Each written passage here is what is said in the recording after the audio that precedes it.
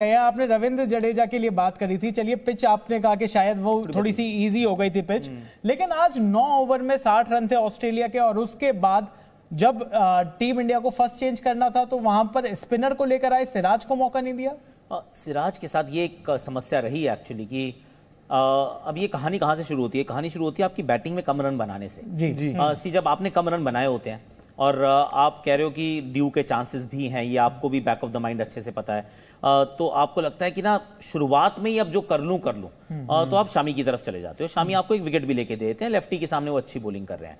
अब बुमराह को आप एक्सटेंडेड स्पेल कराते हो, आप 2 ओवर के बाद नहीं रोकते, 3 ओवर के बाद, क्योंकि आपको लग रहा है कि यार विकेटें गिरानी जरूरी है, वो 2 निकालते हैं। पर पहले स्पेल के अंदर वो 4-5 ओवर डाल जाते हैं, वो 5 ओवर का स्पेल डाल गए, जो कि अमूमन नहीं डालते हैं। तो अब जब इतना डीप आप जा चुके हो और आपको फिर जहन में यही चल रहा है कि यार ड्यू आएगी, अगर ड्यू आने वाली है तो स्पिन लगाओ, क्योंकि अगर सूखी हुई बॉल के ऊपर भी मैंने अगर स्पिनर नहीं लगाए तो हो सकता है बाद में फंस जाऊंगा यार।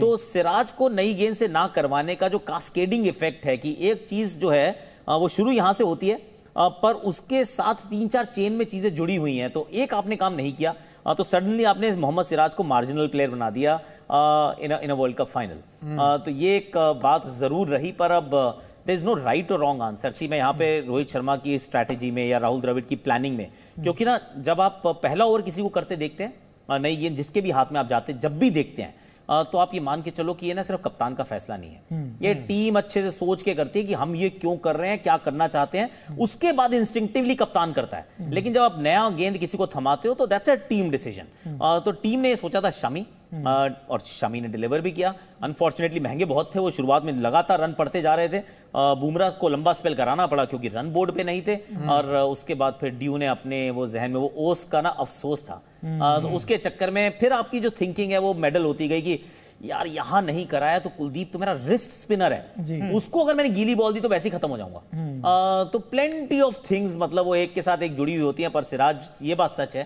कि फाइनल में मार्जिनल प्लेयर के रूप में थे, वो मेन कैरेक्टर नहीं थे, वो साइड हीरो थे। बिल्कुल।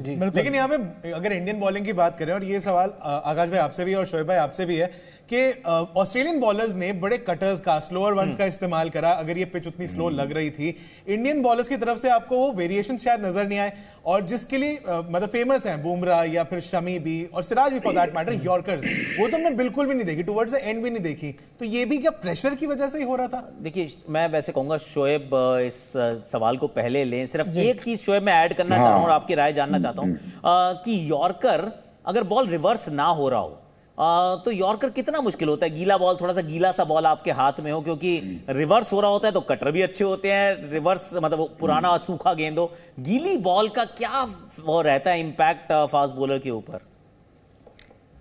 यार वो ऑब्वियसली दिन की बॉलिंग यहाँ फर्क थी, शाम की बॉलिंग फर्क थी। यहाँ पे दिन का पहला घंटा बिल्कुल बहुत फर्क था। यहाँ पे बीच वाली बॉलिंग जो थी अब कंपैरेटिवली बहुत आसान हो गई थी। बॉल के छिलके उतर रहे थे, एक तरफ से आपने देखा होगा, बॉल के छिलके उतर रहे थे, वो छिलके उतार रहे थे। वो मुझे पता चल गया था अब यहाँ पे हिट लगना मुश्किल है यार, रिवर्स जब शुरू होती हिट लगना मुश्किल हो जाती है। अनफॉर्चुनेटली जब आप टॉस हारे हो तो आपके पास एक चांस था कि आपकी शाम का जो 1 घंटा है आपके पास, जिसमें शामी ने एक आउट किया, बुमराह ने किया, वही था 1 घंटा जिसमें 5 विकेट मिल जाए आपको और आप मैच में वापसी कर सकते थे। आप भी जानते, मैं भी जानता था कि 241 is not going to be enough, लेकिन ये फाइटिंग टोटल है, विनेबल टोटल है, लेकिन आपको कंसिस्टेंट विकेट लेनी है। लेकिन इसमें अगर आपका सीम बंद हो गया, अगर आपका पेस 135 है, 140 है, तो यॉर्कर भी इतना इंपॉर्टेंट नहीं रहेगा।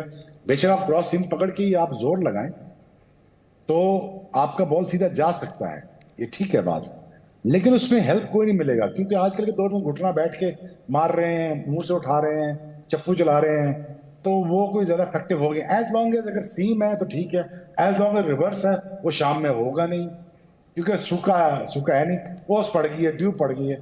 लेंथ बॉल आप करोगे यहाँ पे तो आजकल छुरे निकले हुए हैं, छुरियां निकाल के बैठे होते हैं बैट्समैन, तो वो आपके पास कुछ चांस था नहीं। तो आई थिंक ओवरऑल पेस्ट भी नहीं थी आपके पास।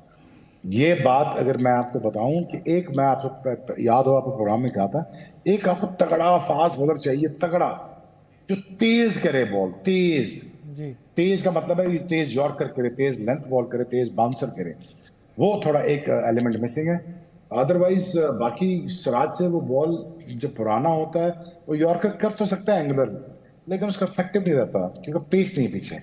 तो अगेन या डिसअपॉइंटिंग।